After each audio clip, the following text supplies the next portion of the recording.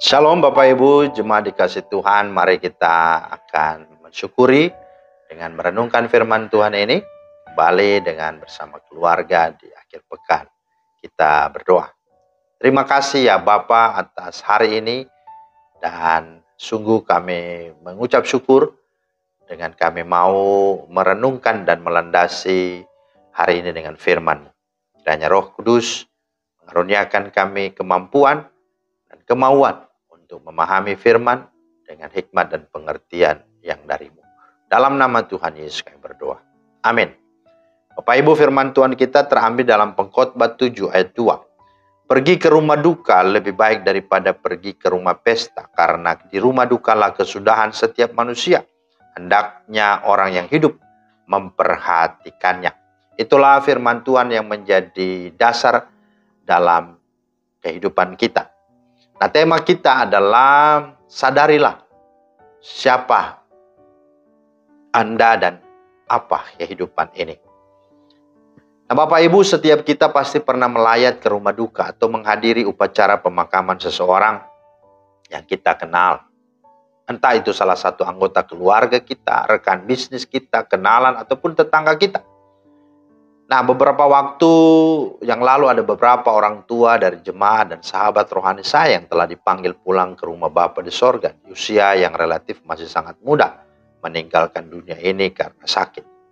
Bahkan mungkin di antara Bapak Ibu Saudara saat ini atau sudah beberapa hari lalu, mungkin ada yang mengalami kedukaan karena orang-orang yang terdekat, tercinta meninggalkan saudara.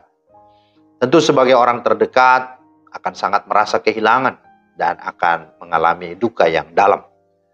Rona kesedihan pun terpancar di setiap wajah warga jemaat atau dalam sidang perkabungan yang hadir. Namun yang perlu kita renungkan setiap kali kita melayat orang yang meninggal di rumah duka adalah bukan masalah tata cara ibadahnya atau upacara pemakamannya atau bagaimana seseorang itu meninggal, melainkan makna rohani yang kita dapatkan sebagaimana yang dikatakan oleh Salomo, yaitu lebih baik pergi ke rumah duka daripada pergi ke rumah pesta. Mengapa? Karena di rumah dukalah kesudahan setiap manusia. Karena hendaknya orang yang hidup memperhatikan. Artinya dengan adanya kedukaan dan dengan kita hadiri di rumah duka, yang pertama, kita akan kembali diingatkan bahwa hidup di dunia ini hanyalah sementara. Yang kedua, kita diingatkan bahwa kematian adalah sesuatu yang pasti dan akan dialami oleh semua orang. Hanya persoalan giliran saja, antrian saja.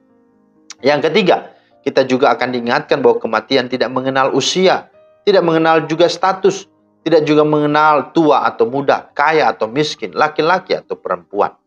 Yang keempat, kita juga akan diingatkan bahwa tidak ada seorang pun yang tahu kapan hari kematiannya itu datang. Setiap hari bisa saja menjadi hari terakhir bagi kehidupannya.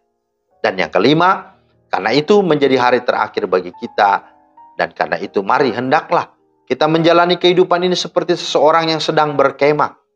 Dalam 2 Korintus 5, 1-2 berkata, jika kemah tempat kediaman kita di bumi ini dibongkar, Allah telah menyediakan suatu tempat kediaman di sorga bagi kita. Suatu tempat kediaman yang kekal yang tidak dibuat oleh tangan manusia. Selama kita di dalam kemah ini, kita mengeluh karena kita rindu mengenakan tempat kediaman sorgawi di atas tempat kediaman kita yang sekarang ini. Maka, saudara, kematian bukanlah akhir dari kehidupan manusia. Kematian hanyalah alat Tuhan untuk membawa setiap kita dari dunia yang fana ini menuju kepada kehidupan baru, yaitu di sorga yang baka.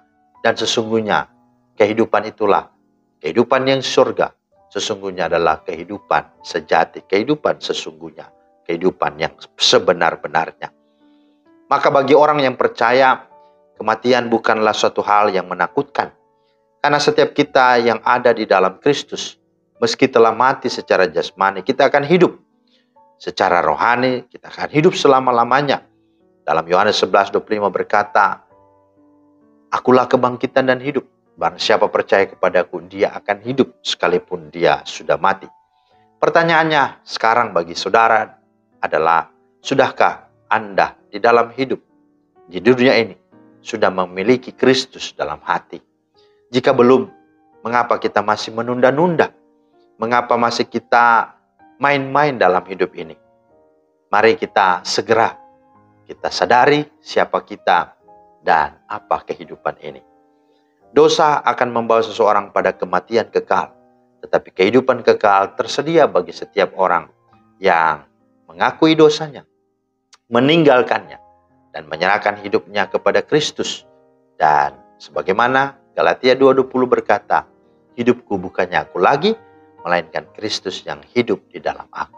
Kiranya Roh Kudus menolong, memampukan Bapak Ibu Saudara untuk mari merayakan, memperingati masa-masa sengsara Kristus ini sebagai titik balik, sebagai satu upaya untuk kita semakin hidup berkenan dan memuliakan Dia-Nya dan mempersiapkan diri untuk kembali berpulang kepadanya dengan finishing well. Tuhan memberkati. Amin. Bapa di sorga, terima kasih atas firman-Mu. Kami bersyukur diingatkan bahwa hidup ini hanyalah sementara. Ada saatnya kami kembali akan berpulang kepadamu.